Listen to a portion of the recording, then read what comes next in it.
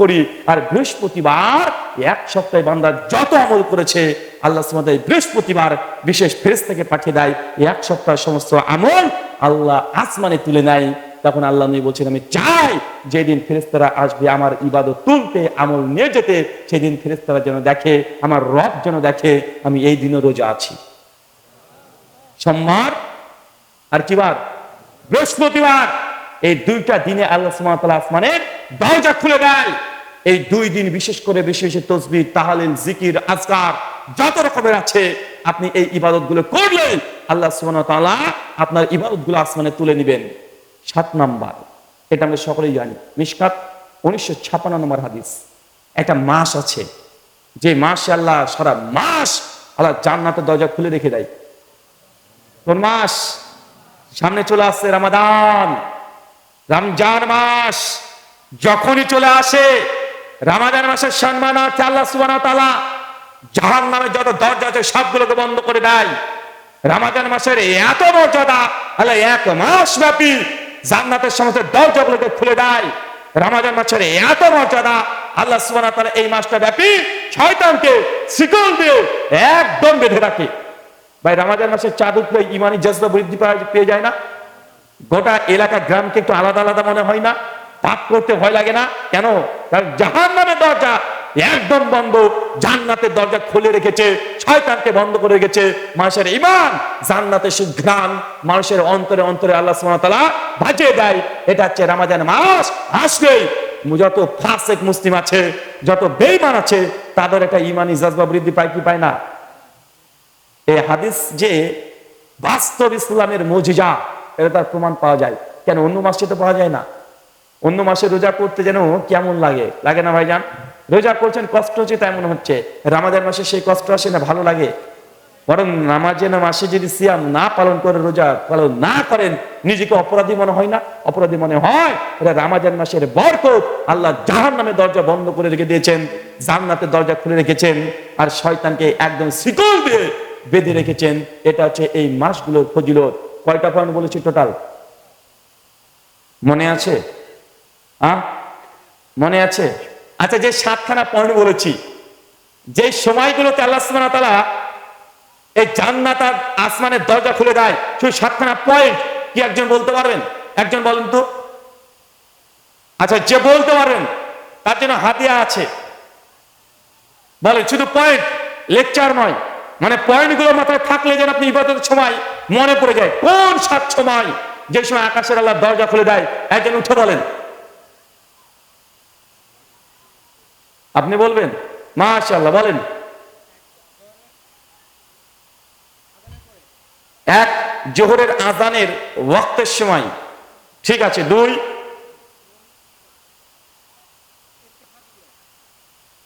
তওবা যখন করবেন সেই সময়। মাশাআল্লাহ। 3,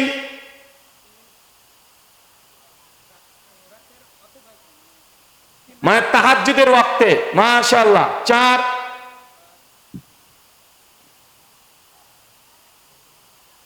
এই টুকলি দিচ্ছ কেন বাবা?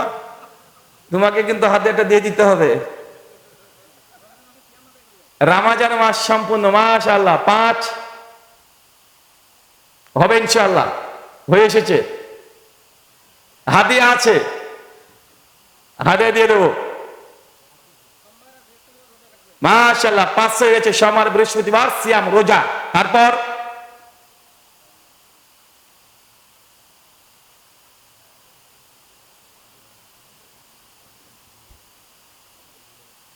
হবে, চেষ্টা করেন। কুলু দিতে হবে? কুলু লাগবে না? ওটা তো জান্নাতে ঘর পাওয়া যায়।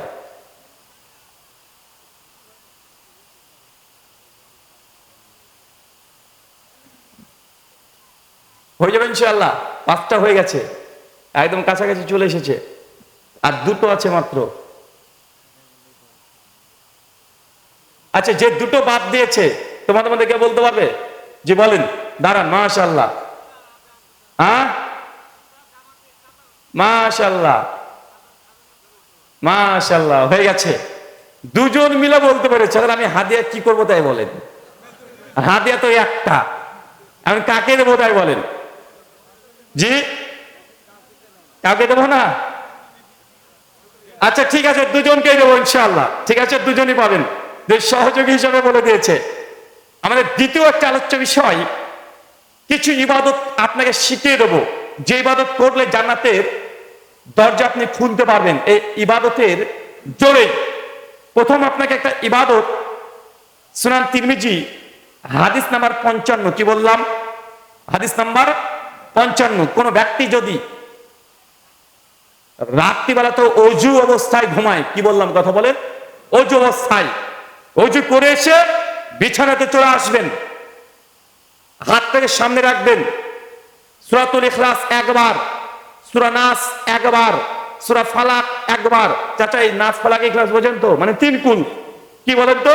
3 কুল একবার একবার করে পড়বেন। আর আয়াত আল কুরসি এটা একবার পড়বেন। পড়ার পরে হাতে 3 বার জোরে জোরে ফু দেবেন। ফু দেওয়ার পরে গোটা শরীর যত দূর যায় পুরোটাকে মাসা করে দিবেন।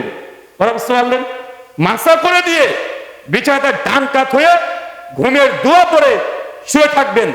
ইনশাআল্লাহ এই আমল যদি করেন, এখানে 2টো ফায়দা আছে। এক, সারা রাত একটা ফেরেশতা আপনার মাথার কাছে দাঁড়িয়ে থাকবে, যতক্ষণ ঘুমাবেন কাজ পরিবর্তন করবেন, ফেরেশতা আপনার জন্য দোয়া করে বলবে, আল্লাহ এই বান্দাকে ক্ষমা করো, আল্লাহ ক্ষমা করো, আল্লাহ গুনাহ করেছে ক্ষমা করো। ঘুমিয়ে আছেন তবু ইবাদত, ঘুমটা ইবাদত। আপনি শুধু 3টে ছোট ছোট কাজ করবেন, সারা রাত ঘুমাবেন, শুধু নিয়াত থাকে ফজরে উঠবো, ঘুমিয়ে আছেন, ঘুমিয়ে ঘুমিয়ে ইবাদত। এর চাইতে সহজ ইবাদত আর আপনাকে কি দিতে পারি বলেন? জান্নাত যাওয়ার জন্য এর চাইতে সহজ আর ইবাদত আছে? যে ঘুমাচ্ছে বান্দা, তারপরে আপনার হয়ে ফেরেশতারা দোয়া করছে, আপনি বলতে রাহুল ভাই আমার জন্য আপনি একটু দোয়া করে দেন। একটা হুজুরকে 100 টাকা দিয়ে বলছেন, হুজুর আমার জন্য দোয়া করে দেন। আর আমি দোয়া করলে কবুল হতেও পারে, না হতেও পারে, না হওয়ার চান্সটাই 90%। কিন্তু একজন ফেরেশতা যদি দোয়া করে আল্লাহর কাছে, ভাই কবুল হওয়ার চান্স কত? ফেরেশতার দোয়া, এটা সাধারণ কোনো হুজুরের দোয়া নয়। এমনটা করলে আপনি এটা পেয়ে যাবেন। 2 নাম্বার, যখন কোনো ব্যক্তি কালেমা লা ইলাহা ইল্লাল্লাহ এই জিকির, এই আফজালু যিকরি লা ইলাহা ইল্লাল্লাহ, এটা যদি কেউ পাঠ করে দৈনিক 100 বার, আল্লাহর নবী বলছেন এই আমলের জোরেই, এই কালেমার জোরেই আল্লাহ জান্নাতের দরজা সব খুলে দেয়। সুনান তিরমিজি 3590 নম্বর হাদিস। কিন্তু এই ইবাদতটা আমরা আহলে হাদিসরা করি না, যতই বলেন না। আহলে হাদিসরা অন্তত সুন্নাত বিদাতের পাল্লা আমরা পড়ে গিয়ে আমরা জিকির আজকার তো বাদ দিয়েছি, কারণ আমরা জানি যে জিকির করা বিদাত। কেউ জিকির করা বিদাত হলে বিদাতি জিকির করে, কেউ সুন্নাতি জিকির আছে না নাই? সুন্নাতি জিকির আছে না নাই? এই জিকির গুলা কে করবে? এই জিকির গুলো নিয়ে চলে গেছে আমাদের তাবলিগ জামাতের ভাইরা, হানাফি ভাইরা। জিকিরটা সবচেয়ে বেশি করে কারা করে? চরমনায় পীর সাহেব। কিন্তু শয়তান এসে তাদের কানে হিসু করে দিয়েছে। আল্লাহ নবী বললেন আফজাল যিকরি লা ইলাহা ইল্লাল্লাহ, এই জিকির করতে হবে গোটা কালেমা। আর তারা বলছে ইল্লাল্লাহ ইল্লাল্লাহ ইল্লাল্লাহ, সারা দিন চিল্লালে একটা নাকি হবে না। হাদিস বলছে লা ইলাহা ইল্লাল্লাহ। আমাদেরকে অনেক ভাইরা বলে যে আমরা আহলে হাদিস, আমরা নাকি নাপিত। কেন অভিযোগ? কেন এই অভিযোগ? কারণ আমরা নাকি ইবাদত 20 টাকার তারাবি ছিল, আমরা কেটে 8 টাকা করে দিয়েছি। আমরা বলি মিলাদ করা যাবে না, কিয়াম করা যাবে না, তা আমাদেরকে অভিযোগ করে বলে যে আহলে হাদিস নাপিত, শুধু ইবাদতকে কমিয়ে দেয়, ইবাদতকে কেটে বাদ দিয়ে দেয়। বিতের নামাজ 3 রাকাত, এরা পরে 1 রাকাত। ভাই বলে কি বলে না কথা বলেন? আমি বলেছিলাম চরমনায় পীর সাহেবকে, হুজুর আপনাদের জিকির তো ইল্লাল্লাহ ইল্লাল্লাহ, আহলে হাদিসরা তো ইবাদতকে কমেছে, তোমরা যে নবীর কালেমাকে অর্ধেক কেটে দিয়েছো। কালেমা কি? লা ইলাহা ইল্লাল্লাহ। চরমনায় পীর সাহেবরা বললেন এত বড় কালেমা পড়া যাবে না বাবা, এত বড় কালেমা পড়া যায়? মাঝখান দিয়ে কুরল দিয়ে কালেমাকে দুভাগ করে দিল। লা ইলাহা বাদ পড়ে আছে ইল্লাল্লাহ, এখন জিকির করছে ইল্লাল্লাহ। আছে না নাই কথা বলেন? যারা উজানি পীরের মাজারের ভক্ত, যারা 8 রশির ভক্ত, তারা বলছে ইল্লাল্লাহ, এই জিকিরটাও বড়, এই জিকিরও করা যাবে না, এই জিকির তো কাটতে হবে। ওরা কেচি দিয়ে একটু কেটে দিয়েছে, এখন ইল্লাল্লাহ, ইল্লাহ শব্দ বাদ পড়ে আছে আল্লাহ, ওরা জিকির করছে আল্লাহ আল্লাহ আল্লাহ। আছে না নাই কথা বলেন? আর এক তরিকতের মানুষরা বলছে যে না, আল্লাহ আল্লাহ জিকির করলে এটা কোনো মিনিং আসছে না, কেন? এটা একটা ইসিম, এটা কোন সিফাত আসছে না। অতএব এই আল্লাহকে আমরা এখন জিকির করব কি? আল্লাহু আল্লাহু আল্লাহু, আছে না নাই? আর একজন মাতব্বারি করে বলছে আমরা তো এত বড় আল্লাহর ওলি, এত বড় জিকির করা যাবে না, এই আল্লাহু এটাকেও কাটতে হবে। তখন আল্লাহুকে কেটে দিয়ে আল্লাহ বাদ দিয়েছে, পড়ে আছে শুধু হু, জিকির চলছে হু হু হু, আছে না নাই? এক জিকিরকে 5 বার কেটে দিয়েছি আমরা। ভাই বলেন তো, এরা ধরে বিদাতি জিকির করছে, সুন্নাতি জিকির কারা করবে? তারা করবে না, আমরা আমাদেরকে করতে হবে? কারা করবে? আহলে হাদিসকে করতে হবে। হাদিসের মূল্য তারা দেবে না, তারা পীরের মূল্য দেবে। হাদিসের মূল্য তাদেরকে আশা করিয়েন না। আহলে হাদিসকে এই জিকির করে জান্নাতের যে দরজা আছে, এই দরজাতে প্রবেশ করতে হবে। কিয়ামতের মাঠেও যেন দেখে নাই যে তোমরা ভণ্ডামি যে জিকির সারা রাত ধরে করেছো আর আজকে ইহুদি খ্রিস্টান দালাল বলেছো, আজকে দেখে নাও জান্নাতের দরজাতে কারা প্রবেশ করছে।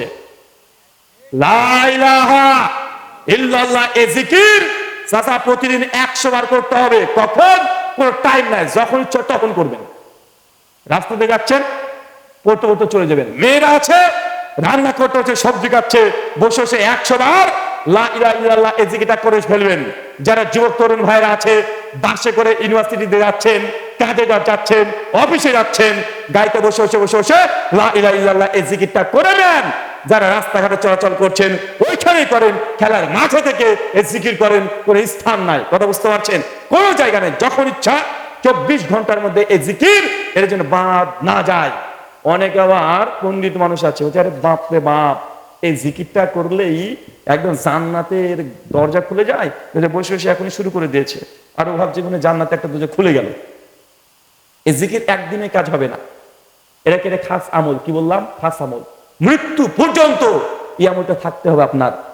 একদম অসুস্থ বেডে শুয়ে আছেন, অসুস্থ, যদি জ্ঞান থাকে আপনি শুধু লা ইলাহা ইল্লাল্লাহ এর জিকির করে চলে যাবেন। কথা বুঝতে পারছেন? হসপিটালে ভর্তি আছেন, ওইখানেও এই জিকির করতে হবে যতক্ষণ জ্ঞান আছে।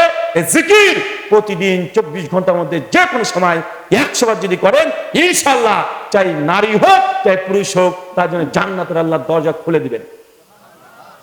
এটা একদিনকার আমল নয়।